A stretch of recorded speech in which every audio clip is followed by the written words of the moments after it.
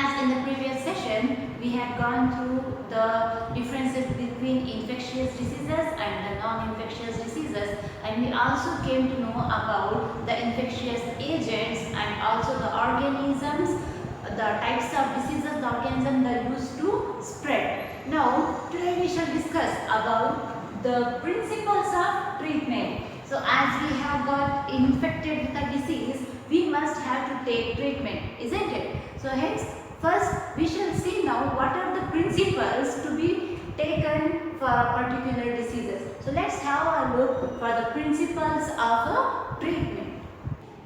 Principles of treatment. To treat an infectious disease, we adopt two approaches, namely, first is to reduce the effects of the disease, and secondly, to kill the cause of the disease. We take medicines to reduce the symptoms like fever, pain, loose motions, etc.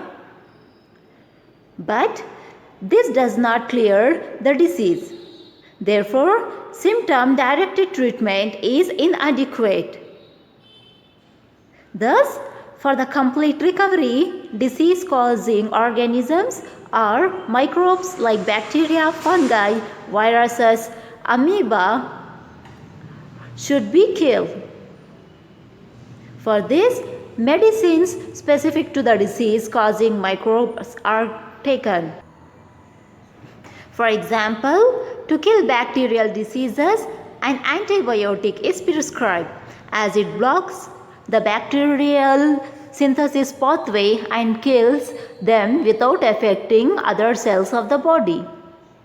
Similarly, direct drugs that kills protozoans such as malarial parasites, but synthesis of virus specific medicine is difficult because viruses have few biochemical mechanisms of their own. They enter our body cells and use our machinery for their life processes. This means that there are few virus specific targets in our body to aim at. Despite this limitation, there are non-effective antiviral drugs.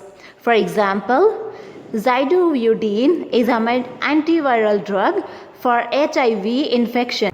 Now that we have seen the principles of treatment and we have got treated with the disease, now it's time that we must have to prevent ourselves from further falling ill, isn't it? So hence, now we shall look for the principles of prevention. So we would see the precautions. What are the precautions that we have to take to prevent ourselves from getting ill? So let's have a look for the principles of the preventions. What are the basic principles of the preventions? The principles of prevention. So far, we have seen how to get rid of the diseases, but there are certain limitations in regard to this. Let us study. The infected person's body functions and mechanisms get severely damaged and may not be cured at all. Secondly, treatment will take time, which means the patient needs to be bedridden for a certain period of time, though the treatment is given. The third disadvantage is that the person infected can become the source for spreading the disease to other persons. So, from the above reasons, it is understood that it is better to prevent the disease instead of curing them. We all are aware of the proverb that prevention is better than cure. Diseases can be prevented by using two types. They are general and specific. The general means of preventing disease is by avoiding exposure.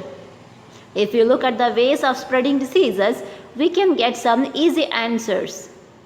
For airborne diseases, we can prevent exposure by providing living conditions that are not closed and overcrowded. Drinking of unsafe water leads to waterborne diseases. These diseases can be prevented by using clean water of boiled water. Also, for vector-borne diseases, hygienic and clean conditions would become the basic principles. This helps in avoiding mosquito breeding. Public hygiene plays an important role in preventing the infectious diseases. Apart from the above issues, there are also some other principles that prevent infectious diseases. So finally, the prevention and control of diseases. The following measures are necessary to be followed for the prevention and control of infectious diseases. First, maintenance of personal hygiene, keeping the body clean, consumption of clean drinking water and food. Secondly, maintenance of public hygiene, proper disposal of waste and excreta, periodic cleaning and disinfection of water reservoirs, observing standard practices of hygiene in public catering. Thirdly, avoiding close contact with the infected person and their belongings. Fourth, control or eliminate vectors and their breeding places. That is, avoid stagnation of water, regular cleaning of household coolers, and use of mosquito nets. Also, introducing fishes like gambusia in ponds. Spraying of insecticides at regular intervals. Placing wire meshes on the doors and windows to prevent the entry of mosquitoes. Use of vaccines and immunization programs. As through the video, now we got to know about the basic principles of the prevention.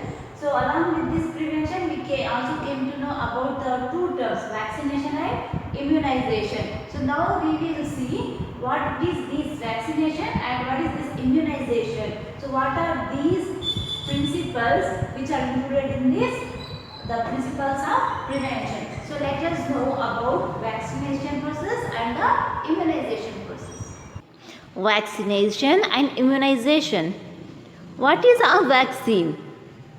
A vaccine is a preparation of a weaken or kill pathogen or a portion of the pathogen structure that stimulates antibody production against the pathogen but is incapable of causing severe infection. Vaccination. Vaccination refers to the inoculation of a vaccine to prevent the occurrence of a specific disease. Whereas immunization, it means immunization is the process of protection of susceptible patients from communicable diseases by stimulating the immune system through the administration of vaccines. The process of vaccination and immunization involves the following steps. A preparation of antigenic proteins of pathogen or inactivated or weakened pathogen are introduced in the body. As a result, antibodies are produced against the antigens to neutralize the pathogenic agents.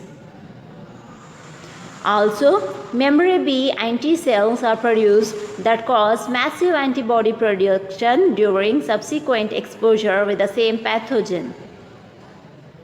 Thus, the memory of immune system protects the body from any further infection. And hence, by this vaccination and immunization, we will come to the end of this chapter. Why do we fall ill? So, in the next class, we shall start another new chapter. Before that, we have to complete all the explanation notes and the key notes of this lesson. Why do we fall ill? Do your work on time and submit it on the prescribed timetable.